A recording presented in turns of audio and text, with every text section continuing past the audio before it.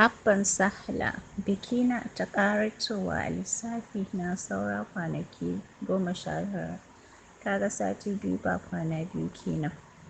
Ya kamata ga sayayya zuwa gyaran jiki. Sahla an fara zuwa yanzu tunda na ga jikin nata da ƙwari sosai yanzu ta samu sauƙi ainun. Ko ya kake gani? Ni ma na fuskanci hakan abin da ya kamata kenan. Ni wallahi yarinyar ma tausayi take bani. Jinyarta lokaci ɗaya wallahi kuwa Allah dai ya raba mu da mummunar ƙaddara. Amin Hajiya amin.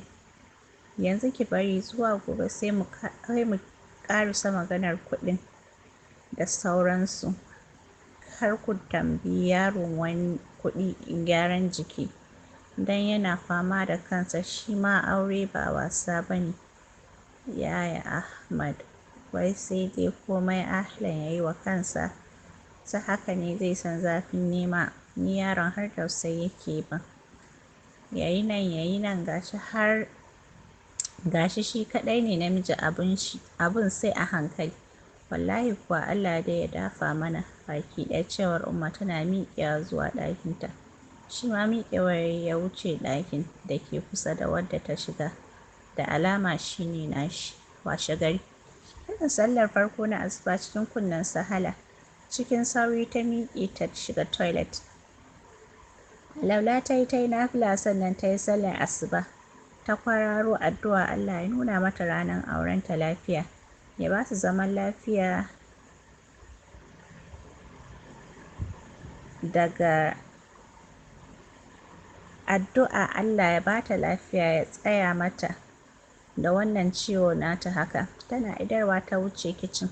Abinci kawai ta ɗora da alama ta riga ta gama sabawa jikinta. Ya gama sabawa da aiki. Koɗar babu balle jin wani gajiya. Ɗumamen tuwon jiya da dare da ta yi na shinkafa shi ta yi ta ɗumama shi da miyar. Sannan ta soya dankalin turawa da ƙwai. Sai ruwan zafi ƙarfe 6:30 ta gama komai ta jera dining. Ɗakinsu ta wuce sannan ta tashi Khalil da ke shan bacci cikin tsokana take cewa zan saka Abba ya fara zuwa da kai asuba kawai. Yaron nan ka girmi sallah a gida. Tashi ka yi wanka ka yi sallah. Breakfast is ready. Maza muna jiran ka a falo. Cikin tura baki ya ce to ya yi Sahla. Falo ta koma ta zauna. Daidai lokacin Umma ta fito ita ma ta yi wankanta. Sanye da atamfa sai ƙamshi take. Ba su rufe minti 30 ba sai ga Abba sai ga Khalil na suka ɗunguma dining. Bayan sun gama cin abincin ne kuma Abba ya yi shirin fita tare suka fita da Khalil ya sauke shi suko ya wuce kasuwa. Umma ta fita raka su da kuma Sahla ta kama aikin gida. Abba ya yi wa Umma transfer kuɗi yadda ta gaya masa za su isa ya wuce tana masa fatan alkhairi. Tana dawowa ta kira ƙawarta Hajiya Zainab da ƙanwarta Aunty Jamila akan tafiya kasuwa ta gaya musu time. Sahla sai da ta gama komai ta share komai ta goge komai sannan ta shiga wanka. Tana fitowa kuma sai ta ga ƙawar mamarta da ƙanwarta sun zo. Nan suka fara shirin tafiya kasuwa domin sayayyar biki.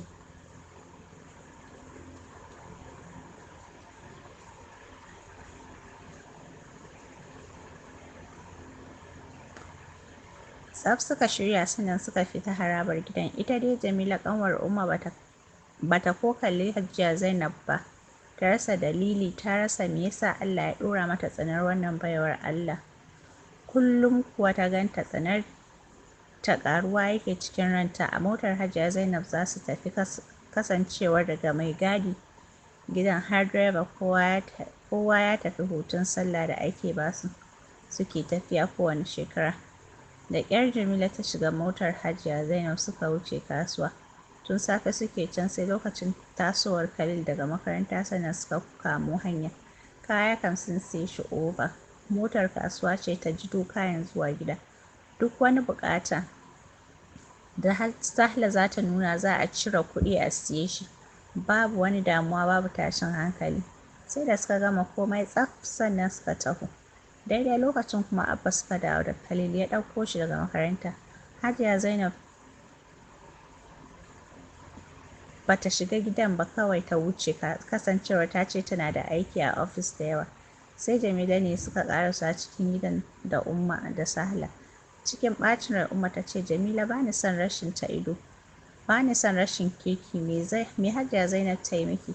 Ina lura da ke, in dai za ku haɗu da Hajiya Zainab sai kin nuna wani abu a fuska, kuma ba ki mata magana balle ki gaishe ta. Shin haka ake yi ne? Me ta yi miki?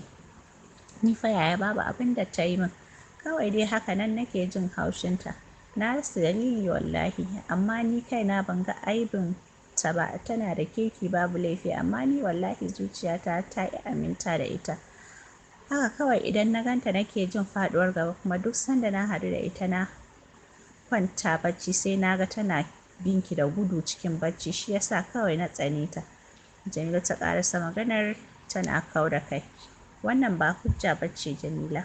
Ba gaira babu dalili ba za ki tsani mata ba haka kawai.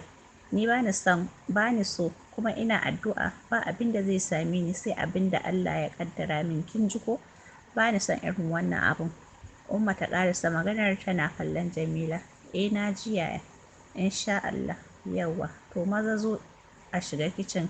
Rana ta yi ga abban su Sahla ma ya dawo babu abinci. To yaya? Ita dai Sahla tana gefe bata ce komai ba, dan ta san tsakanin mahaifiyarta da Hajiya Zainab akwai amana mai ƙarfi. Ba za ma ta taɓa cutar da ita ba. Aljanun Anti Jamila ne ba su gaya mata gaskiya ba. To haka dai suka gama girki, zuwa la'asar kowa ya gama cin nasa, sai kuma masu kaya suka iso ɗaki da su kusa da na direban gidan aka buɗe musu, a nan suka jibge shi. Tas kayan kicin ne kamar za a buɗe kanti, sayayya kam sun sha shi. Da yamma kuma sai ga Ahlan ya zo, don duk zancensa da yamma ne idan ya taso aiki, ko idan zai wuce yake zuwa, sabida iyayensu da duka ba su yarda da wannan hirar daren ba. Sosai suka sha hiransu tare da musanyar kalamai masu tsayawa a rai na soyayya, sannan suka yi sallama ya wuce aiki, sabida yau aikin dare gare shi. Biki na ta ƙaratowa, yau saura sati. Sosai ake gyara Sahla a daidai gwargwado, duk da har yau ba daɗin jikinta take ji ba, amma tana ƙarfin hali dai. Ƙawayenta 4 kwata-kwata, su ma 2 sun yi aure, Nasrin da Basma. Nasrin 'ya'yanta 2 twins, sai Basma 'yarta 1 mace, sai Hafsat da Fina. Su ne ƙawayenta. Hafsat ba ta yi aure ba, Fina ma. Ana ta shirye-shirye babu kama hannun yaro. Saura kwana 6 biki, babu wata bid'a da za a yi, sai sakun lalle da za a yi wa amarya da danginta da ƙawayenta. Lalle sai walima, ana washe garin ɗaura aure sai ɗaukan amarya, shi kenan.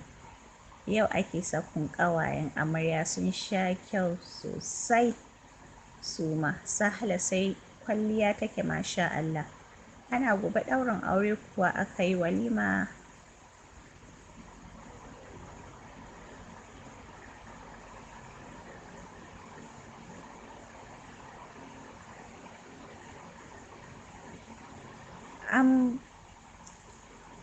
An narka kuɗi, kasancewar babu wata bid'a, kayan maƙulashe kam an ci shi over. Washe gari da safe ƙarfe 11 aka ɗaura auren Ahlan Ahmad Tinka da amaryarsa Sahla Musa Tinka. Ɗaurin auren da ya tara 'yan kasuwa masu ji da naira da kuɗi. Nan aka yi addu'ar fatan alkhairi da zaman lafiya da zuri'a ɗayyiba. Tunda aka ɗaura aure Sahla ke kuka, ta rasa me yake mata daɗi. Cikin duniyarta ji take ina ma da ba a ɗaura auren nan ba, sai yanzu take nadama. Yanzu barin Umma da Abba da Khalil za ta yi kenan. Inna lillahi wa inna ilaihi raji'un. Kuka kawai take ta sha.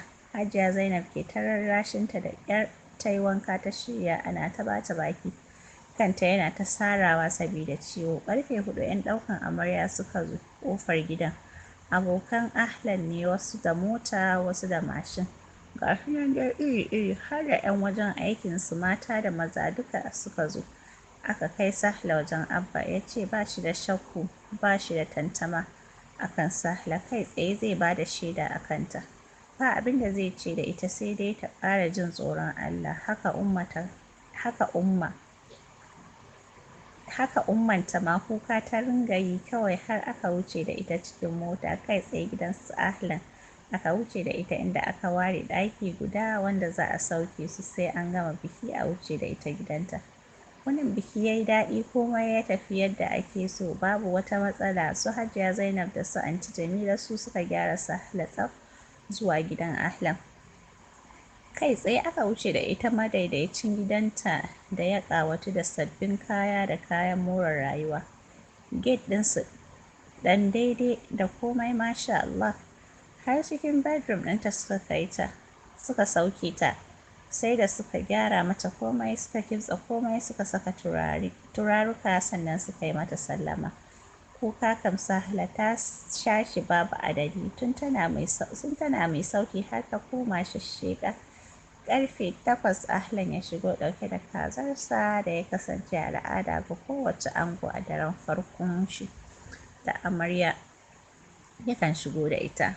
Fuskar shi ɗauke da maɗaukakin murmushi, ya zauna gefenta cikin sanyin murya ya ce, amincin Allah ya tabbata a gare ki yake ma abociyar kunya, kamewa da tarbiyya. Cikin shashshekar kuka ta ce, tare da kai ya Ahlan. Ta ba shi dariya ainun, amma sai ya dake ya ce, barka da zuwa duniyata. Sunkuyar da kai ta yi, hawaye na ziraro mata. Kin gani fa wannan kukan ya ishe ni haka, tashi maza ki shiga toilet ki alwala ki zo nan. Babu musu ta miƙe domin ita a al'adarta babu musu. Ko Khalil ne ya ce Anti Sahla abu kaza, idan ya san ba daidai ba ne ma ba ta masa musu, kawai sai ta ce to balle kuma babban mutum haka kamar Ahlan a wajenta. Toilet ta shige, mayafin jikinta ta cire ta zauna kan toilet seat ɗin. Tufafin jikinta ta fara cirewa domin tana son kintsawa kafin ta yi sallah, kuma ba ta son ruwa ya taɓa mata kaya. Bayan ta gama cirewa ya rage saura pant, shi ma sauke shi ta yi, tana son cewa sai ta ga jini jiki.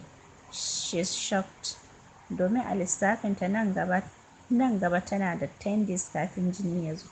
Amma hakan ba wani matsala ba ne wajenta.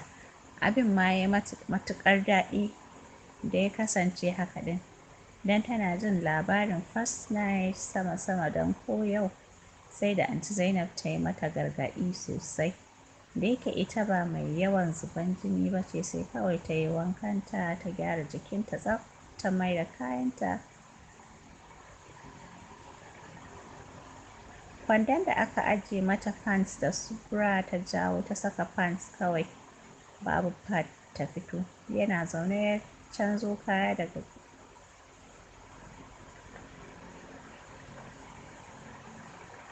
ta jallabiya. Ganin yanayinta ya sa ya ce, lafiya kuwa? Sunkuyar da kai ta yi, ba ta ce komai ba.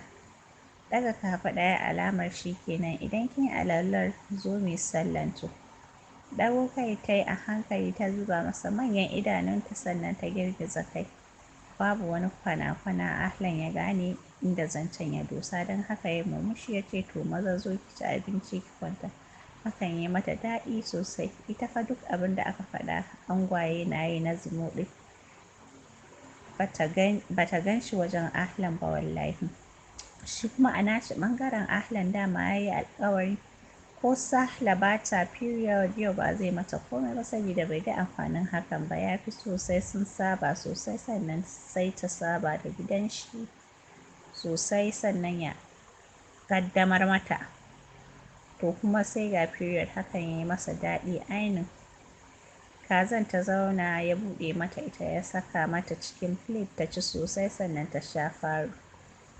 Sallama ya yi mata sannan ya wuce wani ɗakin da ya kasance nashi a cikin gidan. Sosai Sahla ta ji daɗin haka. A ranar ta ƙara tabbatar wa kanta cewa Sahlan ɗan aljanna ne, maza irinsa kaɗan ne wallahi. Da wani ne da ba za su kwana ƙalau ba sai ya nuna ɓacin ransa a kanta. Kayanta ta cire ta saka wasu sannan ta bi lafiyar gado.